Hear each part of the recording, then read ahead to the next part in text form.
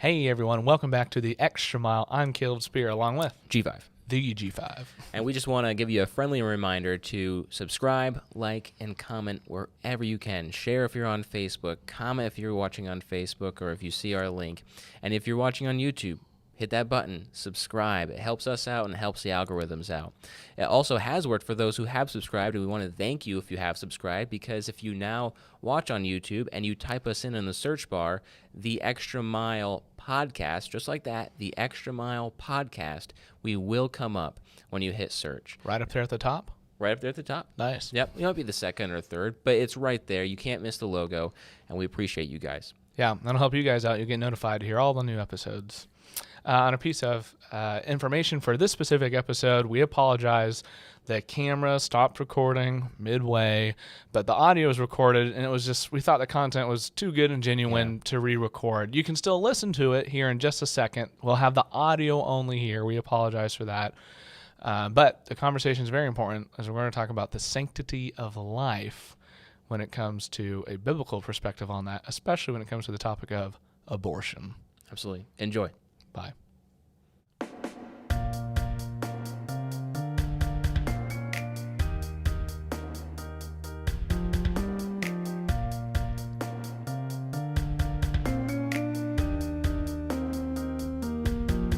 Hey everyone, welcome back to the Extra Mile. I'm Caleb Spear along with G5.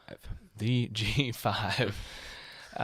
Right away, we want to let you know viewer discretion is advised, as we're going to talk about some very mature themes, but ones most necessary to discuss. Hence the title of this episode. We're talking about the sanctity of life. Super important. Super important. And a lot of that has to do, obviously, with a hot topic in our nation and in our city right now, abortion. It's on our mind, and we felt like it would be appropriate to talk about it and to look at it from a biblical perspective. It is happening locally here in Lubbock with an ordinance, and everything we do on this podcast, we want to make sure that every viewpoint that we give is going to be biblically based. Right. I'm guessing most of you are believers or Christians. But Sure. if you are not, if you do not believe that the Bible is the authoritative word of God, I guess we can put the link up right now.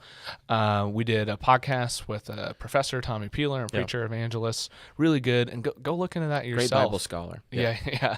Go look into that yourself, because we're going to be arguing. A lot of times people end up talking past each other because they end up debating with two different moral groundings. That's right. And the point of this podcast is to help you go the extra mile in your faith. And that means in this modern day, looking at issues of the day and taking a biblical perspective on those issues. Yeah. And so excuse us if our opinion accidentally comes out, but we want to make sure every major viewpoint is going to be a biblical one. That's right. And a great place to start, because we're not going to go into all the details of how to argue this or establish. If you're a Christian, we know abortion, murder of the unborn is wrong. And we'll give you two quick verses really to begin to establish that. But before we define, because we always want to define our terms, very often we fail to define our terms. But Genesis 1:27 is a really important place to begin. Genesis 1:27, so God created mankind in his own image. In the image of God, he created them. Male and female, he created them. So men and women are created in the image of God. Genesis 1:27, and they're equal. We see that throughout all Scripture. Not saying we sometimes don't have different attributes or roles to play, but they're 100% equal before God. Each one is a human being. And together, they kind of create this image of God, where both male and female are the image of God. But as I just mentioned, a lot of times definitions are unclear, and conversations are unprofitable because terms are not defined. That's absolutely right. What are we defining as abortion here? We went to the dictionary and found what? Google definition here is really good. It says abortion is the deliberate termination of a pregnancy by the removal of an embryo or fetus from the woman's uterus. This is not talking about miscarriages, which is tragic, very tragic, but happens naturally, accidentally. This is deliberate. This is intentional. Very deliberate. And we would say an embryo or a fetus, as we're going to look at, is a person. is a human being. Yeah. Don't be too scared, guys, to use those terms. Just like we use baby, toddler, adolescent, adult, just biological terms for a human being. However, we will mention this again later. Also be wary of people who want to use embryo or fetus to step away from the idea of killing. Yeah, distance themselves from the real issue. Yeah, from the real issue. Language is key in a lot of issues. Yes, it is. And remember, at conception, last scientific thing for you, at conception, you have your own unique set of DNA. Yeah, I love science, and DNA is probably up there. It's one of my favorite. It's a code. It's like written out of all the pieces of what's going to make this person them. Yeah. DNA is great evidence for a creator. It's uniquely you, uniquely Caleb. Yeah, uniquely you. So let's take a look very quickly at a couple verses to show just the principle. Because if you're a Christian, I know you already firmly believe this. But George, what's the passage you got? Yeah, this one here in Psalm 139, which is a big one, verses 13 through 16. Really think about this. And this is David, here. Right? This is David, writing this psalm. This psalm to God. It says, "Certainly you made my mind and heart. You wove me together in my mother's womb. I will give you thanks because your deeds are awesome and amazing. You knew me thoroughly. My bones were not hidden from you when I was made in secret and sewed together in the depths of the earth. Your eyes saw me when I was inside the womb. All the days ordained for me were recorded in your scroll before one of them came into existence." Wow. Powerful words, beautiful imagery there to show how God is involved with our lives, even at the very beginning. Right. And context is not like Psalm 139 is about abortion. But this principle is coming out, and there are many other passages like it that show that God sees us in the womb as a person in his image. It's not like David says, you formed my substance and then I became David. He's saying it was just me in the womb. And I love how it said, in my ESV, it says, you knitted me together in verse 13 in my mother's womb. So it poetically shows what we know better today in science about like what we call like the stages of pregnancy. But yeah, science shows God's working in a physical world, certain spiritual truths. Yeah, it leads right to the spiritual. Absolutely. There's other passages to go to. If you remember in Luke 1, Elizabeth runs into Mary, Elizabeth is as the mother of John the Baptist, and the babies leap for joy in the womb. That's precious. It is precious to see how babies react with hearing and emotions and whatnot as they further develop. One quick last verse. As Christians, we always have a choice. Regardless, we're not getting into the policy, but regardless if the government says A or B is illegal or legal, well, we're called to something higher than just the government. Absolutely. I don't want us to be determined by our law or our viewpoint to be determined by a certain law or government viewpoint, because the buck stops with us individually, not what the law is or where the law is. And Romans 13 states a principle that the government should punish those who do wrong and uphold justice. That's the initial design. But obviously, in history, biblical history, there have been wicked governments. That's right. As the apostles, told the council in front of them, I think in Acts 5, we must obey God rather than man. That's right. Our standards should come from God, and if the law agrees, great. If not, we still stand where God stands. That can be hard. That can be really hard. And what's your verse? And my verse for that is 1 Corinthians 6, 19 through 20, where it says, "Or do you not know that your body is a temple of the Holy Spirit within you, whom you have from God? You are not your own, for you were bought with a price. So glorify God in your body." And you're only going to say it from a Christian point of view, because the secular argument you hear all the time, my body, my choice. As a Christian, not your body. You are not your own. No, it's a gift. God gave it. You're not your own. You were bought with a price. So glorify God in your body. And the immediate context is sexual immorality. I mean, but this is a really good principle to establish that we're not our own. That's why I don't like the question of when people say, is this a sin? Like, what a low bar to ask. Is this a sin or not? No, it's not. Then I guess I'm going to do it. A better question would be, am I glorifying God in what I'm about to do? That's probably a better question. Absolutely. And we're going to look at abortion really in in the Bible here in the depth. And Yeah. what we want to know is that this is not a new thing. Ecclesiastes 1:9 says, "What exists now is what will be, and what has been done is what will be done. There is nothing truly new on earth," and you might know this as, "There's nothing truly new under the sun." Yeah. And that's so true. Yeah. And a lot of times, I'm not trying to be mean, but a lot of times people who haven't spent a lot of time in the Bible, usually your skeptics, your more secularly minded people, say that's a stupid verse. They're like, they're like, Jesus wasn't sitting around, or Plato wasn't sitting around with a MacBook. It's like, no. The principles and the characters of human beings, as the phrase goes, history repeats itself. It does. And we're going to see that here in Exodus chapter 1. If you remember, if we catch up there, and in Exodus 1, there arose a new king over Egypt, Pharaoh, who did not know Joseph. He didn't know the Israelites. And in Exodus 1:9, this Pharaoh says to his people, "Look, the people of Israel are too many, and they're too mighty for us." So Israel was different, obviously. They're foreigners. That word strong there, it can be applied, in strength and numbers and numerous and being physically strong. But I think it has a deeper meaning there, especially if we look at other verses like verse 20, as if spiritually stronger. The family unit was perhaps even more stronger. Yeah. God was there with them to make them stronger compared to the Egyptians that were there. Sure. And you might be saying, hold on, maybe if you know Exodus 1, you know where you're going, but you might be saying, what does this have to do with abortion? Don't worry, it very much so 100% has to do with abortion. Yeah, it absolutely does. But they get scared. Pharaoh says, look, these guys are not us. They're Egyptians. They didn't really belong. They're ethnically, culturally, religiously, just foreign, alien to the Egyptians. And that's a prejudice there that's brought about from verse 8. When Pharaoh says, who did not know about Joseph. I want to make this clear. Ignorance is not strength. It's not strength at all. We have to be knowledgeable because people will forget, human beings will forget, but God never forgets.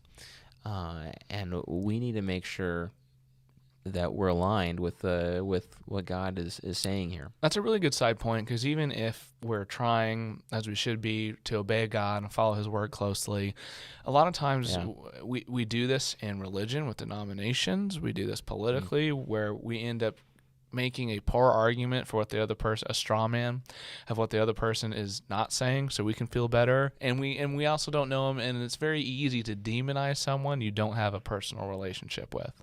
That's true. I'm not saying, exactly I'm not saying don't stand up for truth. Of course, Jesus did that. Jesus did not back down from what was truth, but Jesus was able to have conversations with people. Some people walked away; they didn't agree, but Jesus was able to at least come and listen and not be ignorant about knowing that person. Absolutely. And really, God isn't ignorant about knowing anyone, because God obviously knows all. But that's a really good point you bring out there, that Pharaoh didn't know Joseph, didn't know about them.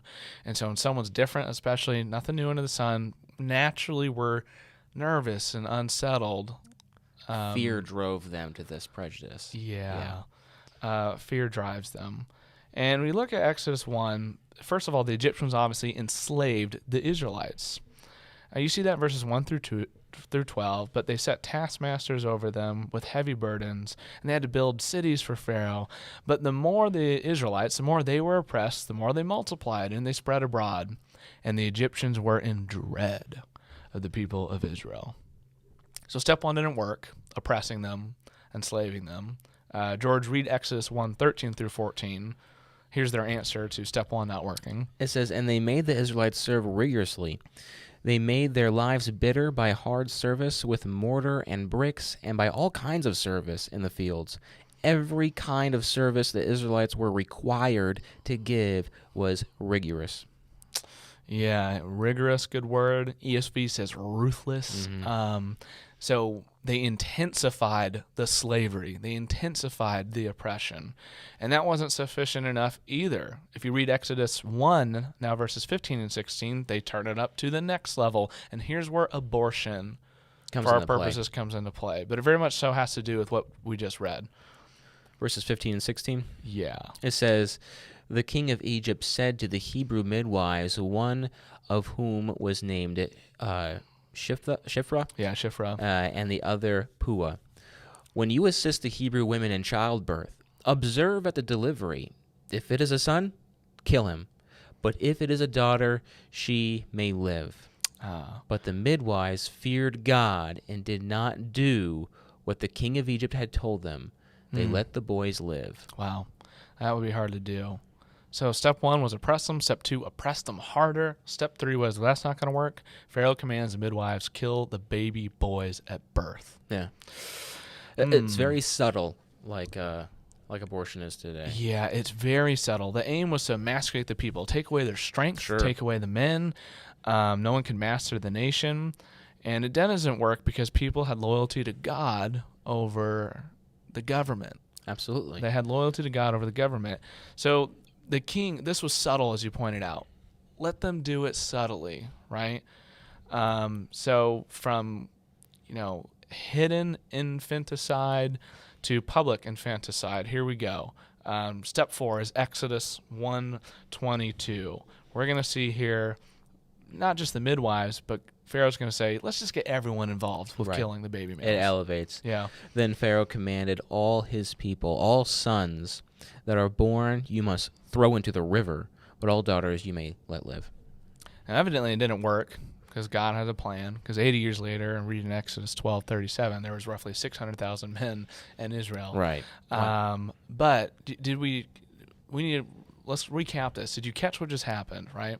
Step 1, kind of ignorant, scared of people who's growing. Let's oppress them. Right. Step 2, that it's not going well. Let's further crush them. Let's intense the slavery for Egypt's purposes. Step 3, still scared, still growing.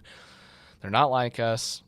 Let's what we would call a partial term abortion. But let them take care of it. It's hidden in the midwives. It was a horrible way the baby would be born. If it was a male, they just strangle them. And the midwives take a stand. They take a stand against that abortion. That's a huge thing we're going to talk about in just a second. But then step 4 is, okay, if we can't kill the children subtly in this way, then we'll just get the whole nation of Egypt to kill them. But the government will enforce the murder and toss the children into the Nile. So let's look at it then, because obviously that's not our circumstances today in the world, let alone in America. Not exactly. But there are some, almost exactly, there are some parallels in some areas. Oh, super similar. And the pattern, guys, is exactly the same today. Yeah, and we're going to see it we'll point it out here in America because that's where most of our listeners are, where we live here in Lubbock, Texas.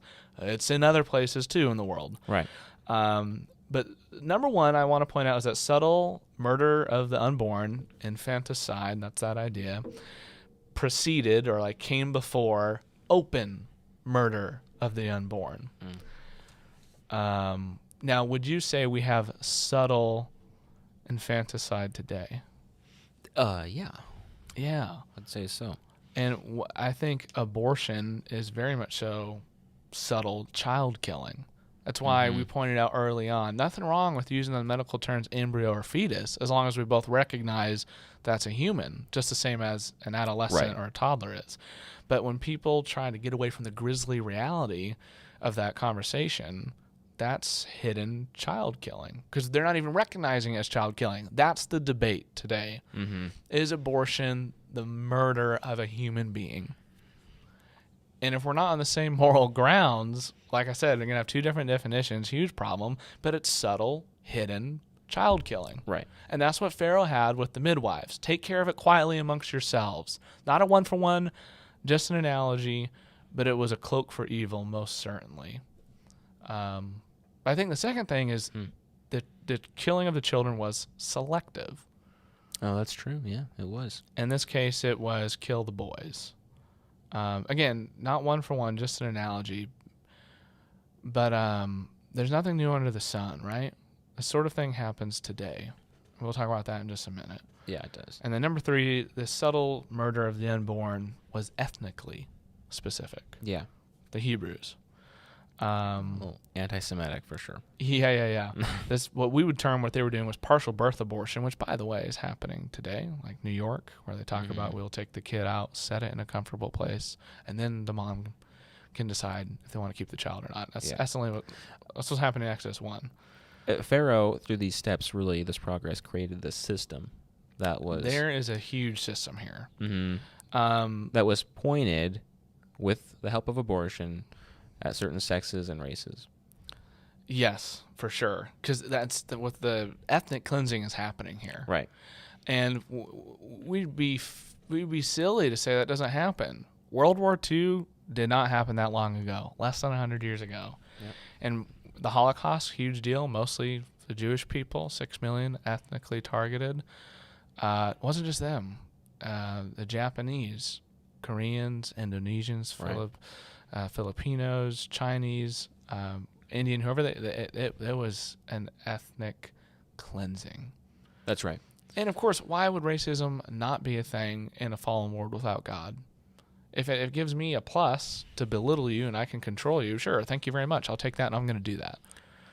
Absolutely. And even FDR created concentration camps for American Chinese. We forget that. And it was not at the same level, but it wasn't. It happens. But it was a thing. Even today, I'm starting to get ahead of myself, but even today in China, they have concentration camps. Yep. People are dying there. It's largely Muslim, but there are also some who, I don't know, didn't cooperate with the state, and there are some Christians there as well, but it's predominantly Muslim. Yeah. That's why it bugged me when Disney was like, we're not going to film in Georgia because of the heartbeat bill. And they're like, well, we'll film in China for Mulan. Whatever. It's inconsistent. Right next to those concentration camps. It was actually in a very near region of those concentration camps. Anyway, point number 4, as we've pointed out very quickly, God rewarded those who disobeyed the government when it contradicted God's nature. Right. In this case, it was the midwives. In verse 21 of Exodus 1, because the midwives feared God, he gave them families. So he said, kill the baby boys, and they refuse. Christians ought to today refuse to be a part of any kind of system like that. That's right. But this is where it gets confusing, and we said all that to get to this. Yes, abortion is rooted in selfishness, not wanting to take responsibility. It is murder, like we said. It's a form of murder, of killing someone made in the image of God. But it's also deeply rooted in sexism and racism. Yeah, it is. It is. And that's why we want to go through Exodus 1, because you can see the plain sexism and racism.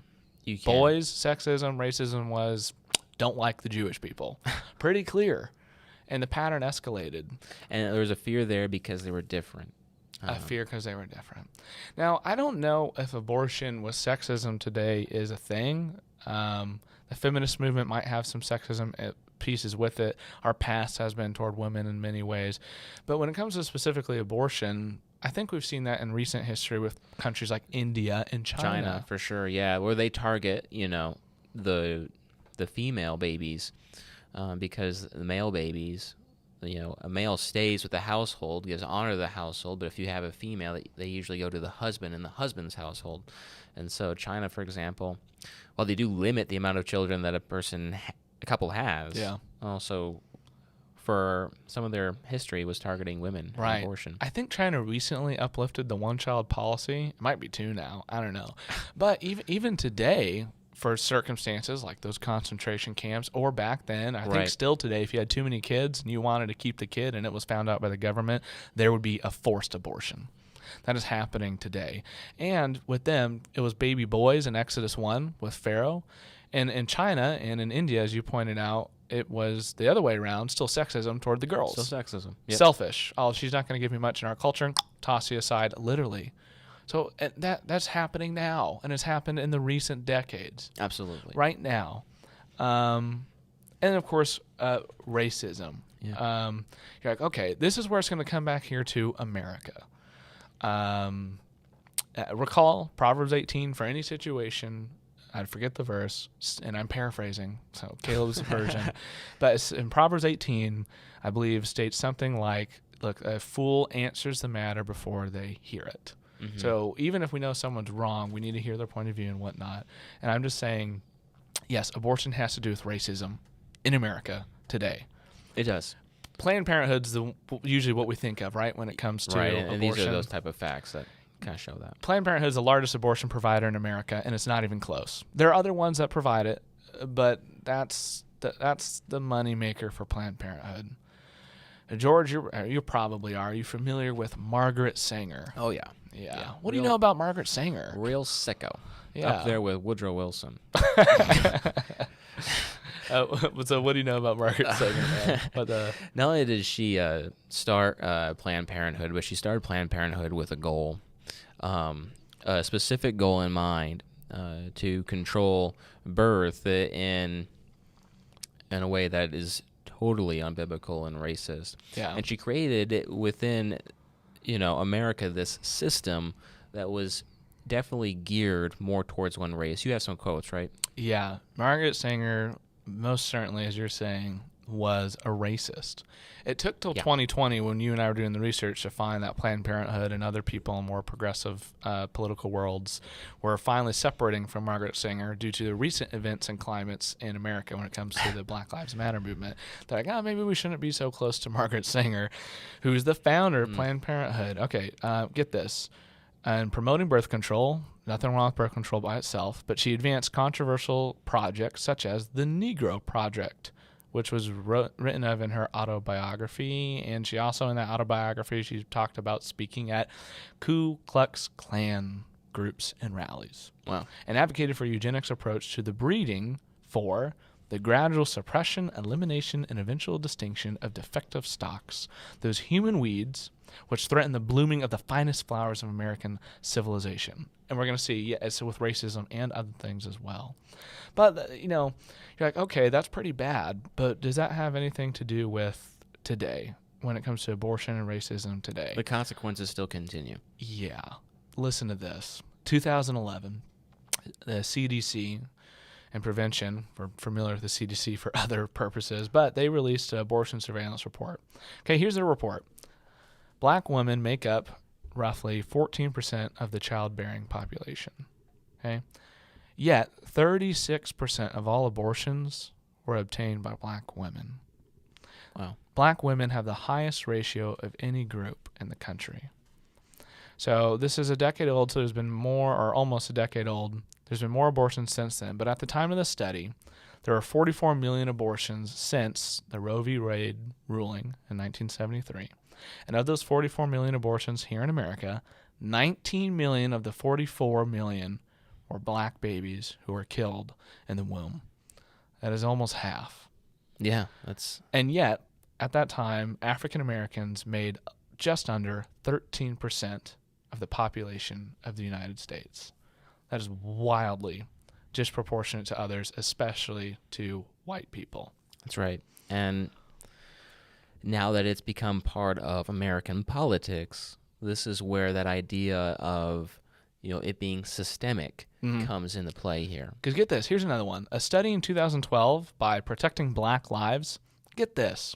Remember, Margaret Sanger, a racist, founded Planned Parenthood hoping to control some of this ideas, which sounds like Pharaoh wanted to control the population amongst the Hebrews because there's fear of people who are different and ignorant. Sure. Get this. Today, this study found that 79%, that is the vast majority, 79% of Planned Parenthood surgical abortion facilities, not just like the ones where it's like women's health, but 79% of Planned Parenthood's surgical abortion facilities are located within walking distance of minority communities. Sounds like when, Pharaoh tried to use the Hebrew midwives to take care of the abortions. As a matter of fact, there are other quotes I didn't read where Margaret Sanger said, she was like, let's get black doctors. Like, that's so progressive for the 1930s. That's so nice. Okay. Wow, there you go. That's good. That's so Christ-like.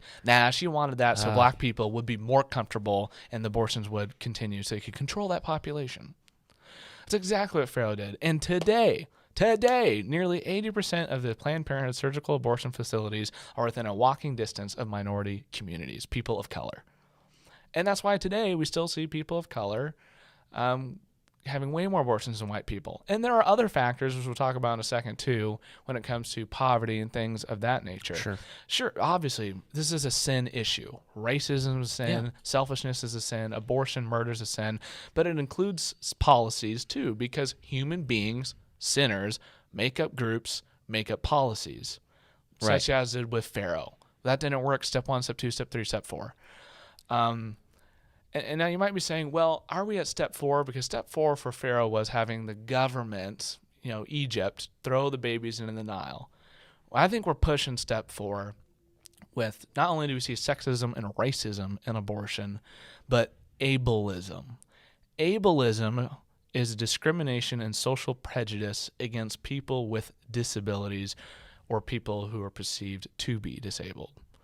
So handicapped people of any kind. So the word able there. Yeah, ableism. So you want to talk about the government being involved with that, where we're getting close to throwing kids in the Nile because of a certain attribute about them. There's no clause in Genesis 1:27 about who is in the image of God, except for kids who are mentally handicapped or physically handicapped or whatever. Like about Iceland, right? Yeah, I've heard about that, where they were almost, what is it? Down 100% syndrome. All Down syndrome pregnancies are aborted. Is that right? Almost. It's near 100% because they do prenatal screening, just kind of like Sure, how they do prenatal screening, and they find out, this child has Down syndrome. And in Iceland, nearly 100% are aborted. Kids with Down syndrome, they can live up to 60. And we were talking about this before the podcast. They add so much life and joy in our world. They really do. They add so much to our life. And to just get rid of them like that is to ignore the spiritual aspect. I mean, you're looking at only the physical and what the physical brings us. Pharaoh didn't want the people of Israel to leave. They wanted them to be there for the benefits. And when you do that, you're looking at only the physical benefits that a human being can give to your culture, society, or the system that we try to create as humans.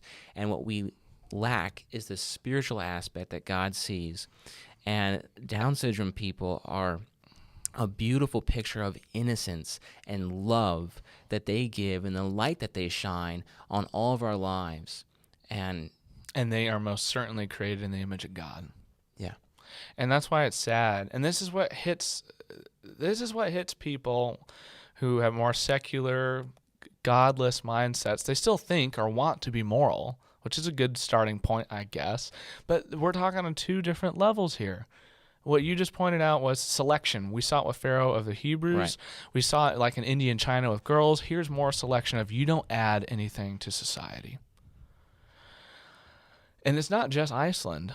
In the United States, in a study from 1995 to 2011, once in the prenatal screening, once they found out the child had Down syndrome, 67% of pregnancies were terminated in the United States.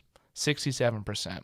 In France in 2015, 77% of the unborn with Down syndrome aborted. Denmark, 98%. And Iceland's like 99%. So it's not like the U.S. is far behind this. And this reminds me of when Pharaoh said, throw them in the Nile publicly. And this is the government encouraging that, saying, get rid of the child who's unborn.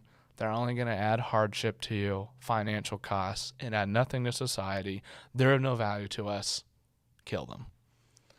And that argument for 90% of people who do not even believe in God or the Bible is going to stop them in their tracks and reconsider, where am I getting my morals from? Absolutely. And that just shows you, the value that we need to put on human life. Yes. And that leads right into our faith in action for you guys in this episode, is not just be pro-life in the womb, but be pro-life from, like you were saying, womb to tomb. Yeah, and, catchy phrase. Yeah, absolutely. Yeah, if you're being consistently pro-life. We talk about that. People catch, what's the word I'm looking for? Hypocrites. And in a sense, we're all hypocrites, and in any church there will be hypocrites. But people also catch inconsistencies. They see that. And if you're only shouting, it's important, I'm not saying stop, but if we're only caring about abortion and the murder of the unborn, and you're like, you know what, the kids at the border, forget them. You know what, people who are impoverished and are struggling to put food on the table, whatever, forget them. People are going to realize, wait a second. And I'm not talking about specific policies. I'm not talking about that. That's up for discussion, and it changes from culture to culture. That's a tough discussion. Yeah. Not talking about policies. I'm talking about showing people, no, I care about all people, regardless of sex, gender, race, even religion, of saying I care about them because they're made in the image of God. I mean, pro-life is helping or assisting in elevating that life, even if they're maybe less fortunate than us. Right. Great passage, Psalm 82, verses 3 and 4. And it doesn't give parameters of who's a person, who's not. No, this is anyone who's made in the image of God, unborn, born, male, female, however you want to put it. It says, give justice to the weak and the fatherless. Maintain the right of the afflicted and the destitute. Rescue the weak and the needy. Deliver them from the hand of the wicked. Right. God's people ought to be involved in that. As James 1:27 states, true and undefiled religion is this: not to go sit in a pew, not to just pat yourself on the back. That's part of it. But he says true and undefiled religion, and James 1:27 is to go and care about the afflictions of the orphans and the widows, a.k.a. those who cannot defend themselves. Not just vote, but go out and help those who have a life to be pro-life in the womb and out. Mm-hmm. That's the dangers of only donating money to causes or to the church, Right. or of only voting. In essence, can pat yourself on the back. And we're not Those super... are good things. Yeah, those are good things to do. Thank you. They're good things to do. But if you only do that, you're not really involved, and it's just self-proclamation to make yourself feel better. And obviously, we're not supermen or superwomen where we can fix every problem. It's not going to happen. The world's a fallen place. But we need to uphold a consistently pro-life outlook. God's given life as a gift, and we ought to hesitate before we take life or certainly devalue it. Devalue it. There you go, Caleb. But the temptation to devalue life, the point is not restricted to just the pro-choice movement. We got to be careful that we don't devalue life as well. For example, like so many people here at Milwaukee Ave Church of Christ adopt. Oh, yeah. That's a tough thing. You're talking about being pro-life. It's so expensive to adopt, and the legality loopholes I've heard are a nightmare. Those are other systems to fight and saying to be pro-life. Yeah, that aren't being pro-life. That's right. Care for the born and the unborn. That's right. And many women, as we pointed out, minority communities for other reasons often are poorer. Many people get abortion out of desperation. If those are concerns, we ought to try and help fight that and help them. If the child's born with medical conditions, we've seen that here locally at our church. And if they need help, we got to rally around a family, even if they're not Christians, to support and tell a family, hey, honor life. And maybe if we can emotionally, financially help them support that kid who has Down syndrome or whatnot. And what a great opportunity to proclaim the gospel. Absolutely. And that's exactly it, because we serve a God who is pro-life, because he's merciful. And one of the greatest things that is pro-life that even we can show is forgiveness. Yeah, that's the last point to make. I don't know about you. I've heard some stories where toxic purity culture. Christians are called to be pure. Sex outside of marriage is wrong. But we can change, and Jesus changes, and we can be forgiven. And I've heard of stories where Christian women, usually teenage girls, get pregnant outside of marriage, and they're terrified, obviously, of the consequences of it. Changes your whole life. But they're also terrified of the culture around them, to be demonized, view less, not to be forgiven, hated, shamed. And so since they felt that Mark way... of A on there. Yeah, it really is. Yeah. And yes, it was their decision. But there was some assistance in there in a toxic culture where she didn't feel like she was going to be forgiven and loved and supported. And I've heard of Christian women who went and got the abortion, killed the unborn child because of the fear of the shame and the lack of forgiveness. That's right. Forgiveness removes that scarlet letter people are afraid that they'll wear in their community or even in their churches. And forgiveness does not condone sin. It doesn't. It's saying, let's change. Absolutely. Let's change. Are we ready to support and forgive? That means even the women who have committed abortions and are remorseful, forgiveness is pro-life. Yeah, it is across the board. It is for pro-life. We'll close Ephesians 4:32. Be kind to one another, no matter the conversation, even when we strongly disagree with people for good reasons. We're called to be kind to one another, tenderhearted, forgiving one another as God in Christ forgave you. Absolutely. Let's have a consistent pro-life for the born and the unborn, and realize there are more sinister things that play out there. Satan is indeed the prince of the air. But we're called to be lights in that dark world. That's why life is sacred, and we need to go. So that's right. That's a wrap. See you, everyone. bye.